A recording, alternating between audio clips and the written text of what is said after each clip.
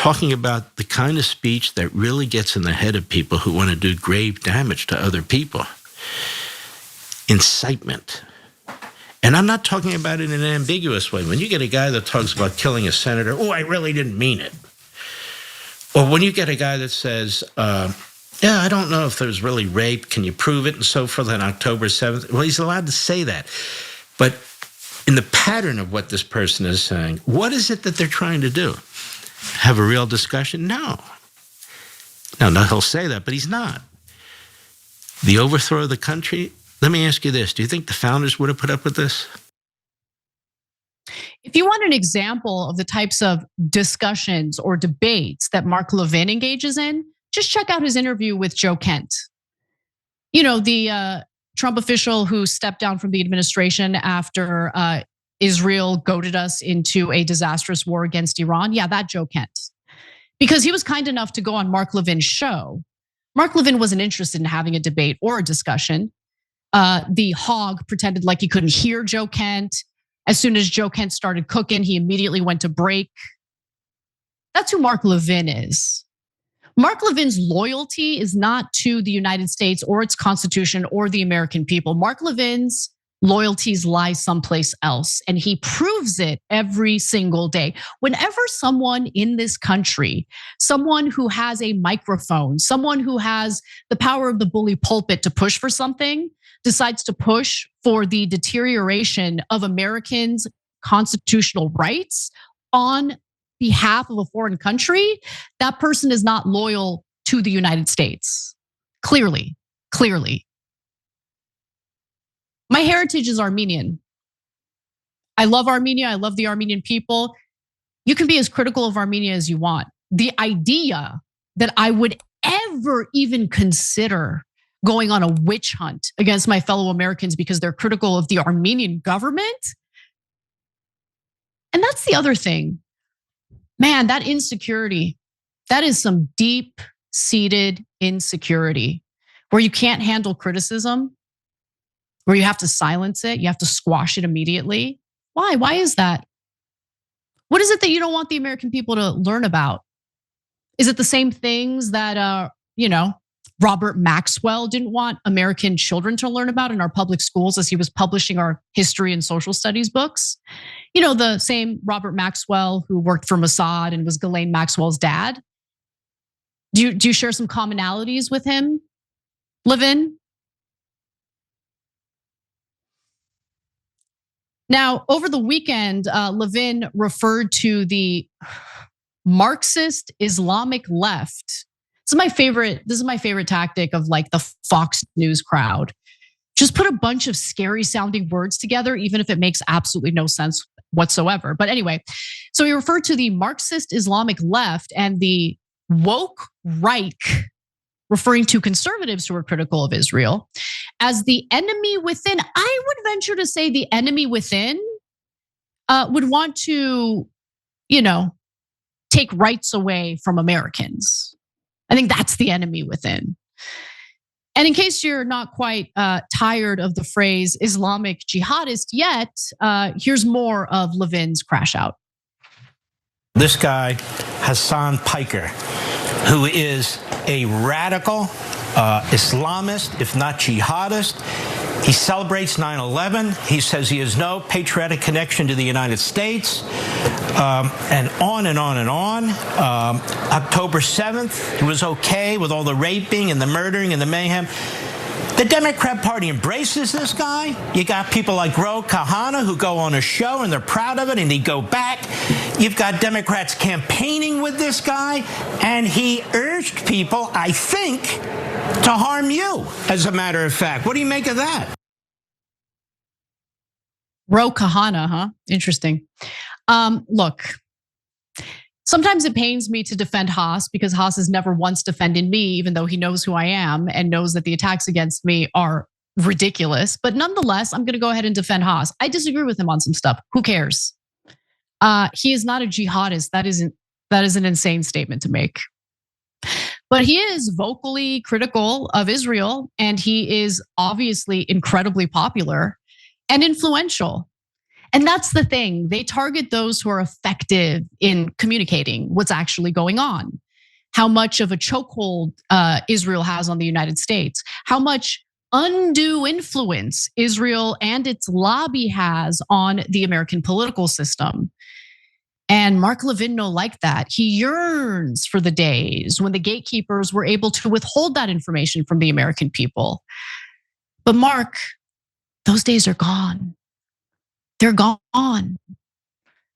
And the harder they try to censor us, the more it backfires. That's the thing. They don't realize it. I mean, I don't want to help them out, but if they were smart, they would realize, oh yeah, that all that censorship we're trying to do is actually backfiring. It's making people more curious about what Israel's up to. How do I know that? Well, because I know people who have been targeted by the likes of Mark Levin, Canary Mission, Stop Anti-Semitism, all these gross, shadowy groups who target specific individuals who are private citizens. And they might not have even said anything about Israel, right? They might not even be political in any way, shape, or form, but they have someone in their family who's a public figure that's critical of Israel. And then when they become targets, you know what happens? They get real curious. They get curious about what Israel's up to. And then they learn more. So what Mark Levin and Laura Loomer and Rachel, the Persian Jewess, like to do on social media by doxing people and targeting people and censoring people, that is only helping Americans who want other Americans who are in the dark to know what the truth is about Israel and its undue influence over our political system. So thank you, I guess. Now, it would be okay, I guess, if it didn't incite violence or attempt to destroy the lives of innocent Americans who are doing absolutely nothing wrong. But it's a lose-lose situation when they engage in this. But they're too dumb to understand it or realize it. Just because you were able to effectively censor Americans in the past, and when I say effective, I mean literally effective. So many Americans were in the dark about what our relationship with Israel really is. But you can't do that anymore. Those days are gone. They're done, finished. We just had 2.5 years of a live stream genocide. You think we're going to be able to unsee that? We see how much money we're willing to sacrifice, how many American soldiers we're willing to sacrifice for Israel. You think we're going to forget about that because you censored Hassan? Wake the F up, man. And by the way, let's get back to the notion that Americans should be rounded up and jailed simply by being determined as Nazis by the actual modern day Nazis, the people who think the mass slaughter of innocents is okay, people like Laura Loomer and Mark Levin. Who has Mark Levin referred to as a Nazi? It's a long list, real long list. And I want to thank the redheaded libertarian for putting this list together on X. This has been, what I'm about to share with you has been adapted from the list that she shared on X. So this is, again, everyone who Mark Levin has called a Nazi since 2024. The Democrats, like the entirety of the Democratic Party, okay. The Democrat media, an Australian bakery, the Pakistani defense minister, Scott Horton. He calls Scott Horton a Nazi. The entire Libertarian Party, man, whole political parties are apparently Nazis, according to Mark Levin here. College students, just in general, all college students, you guys are all Nazis, according to Mark Levin. You should be rounded up. You should have your First Amendment rights stripped from you. The Ayatollah, Jake Shields, Nick Fuentes, Putin's buddies. I don't even know who Putin's buddies are, but apparently Putin's buddies. Dan Bilzerian, the Houthis, Dave Smith. Dave Smith is Jewish, but okay. Tucker Carlson, Beirut, the entire city of Beirut, Lebanon. Hezbollah, a veteran who asked Mark to be more tolerant. There's more. There's Myron Gaines, the city of London, everyone in London's guilty. Hamas, Thomas Friedman, the terrorists, the woke Reich, Graham Plattner, the entirety of the United Nations, of course, obviously, Harvard, top university in the country, if not the world, Nazi, Amsterdam, Columbia University students, the New York Times, which has provided cover for Israel's war crimes time and time again and serves as stenographers oftentimes for members of the intelligence community that try to drag us into wars to begin with. I mean, it's never ending. The Iranian Nazi regime, the Islamic Nazi regime, the Islamo-Nazi regime, the Islamist Nazi regime, all of Iran, the new Nazis, a protester on a subway. I mean, Rashida Tlaib, Ibrahim Raisi, the New York Times correspondent, Joe Biden's entire State Department, the president of Turkey, college basketball analyst Bruce Pearl. What did Bruce Pearl do? What did Bruce Pearl do to be called a Nazi by Mark Levin?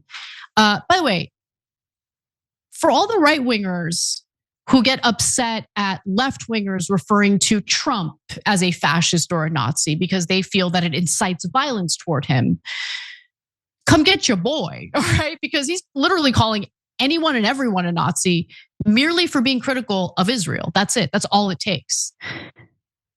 Certain Arab liberals and journalists, anyone who associates with Dave Smith. Oh, I guess I'm a Nazi then because I associate with Dave Smith, who, by the way, very well read and crushes in debates. That's why he's calling him a Nazi. Reporter Lulu Garcia Navarro, ISIS. 17 random dudes on X. Okay. All right. You guys get the point. You guys get the point. So if it were up to them, if it were up to Mark Levin, all of those people, places, cities, whatever, institutions I listed, Nazis, should be rounded up, thrown in prison, First Amendment rights taken away. These people are unhinged and they don't realize how counterproductive they're being for their own cause. And look, I want to end with one other thing because it's really important. This kind of garbage, unfortunately, reflects poorly on the Jewish community, and it's unfair to them because they didn't ask for this. But when you have lunatics like Laura Loomer and Mark Levin, presenting themselves as the representatives of the entire Jewish community, idiots are unfortunately going to believe them and think that, yeah, this is what all Jewish people want. They want violations of constitutional rights. They want Americans to be rounded up and thrown in prison over criticism of Israel. No, but they don't want that. Some do, unfortunately. But you can't make blanket statements about an entire population of people because there are plenty of Jewish people who look at this, they hate it, and honestly, they're afraid for their own safety because this is the kind of stuff that unfortunately leads to unhinged people directing violence toward them. So please don't do that. Please, because it's so dumb to stoop as low as these bottom feeders like Laura Loomer and Mark Levin. Jewish Americans are our fellow Americans, period. They should be protected. Their rights should be protected. Our rights should be protected. And the only people in this story that deserve condemnation are the likes of Laura Loomer and Mark Levin. Every time you ring the bell below, an angel gets his wings. Totally not true, but it does keep you updated on our live shows.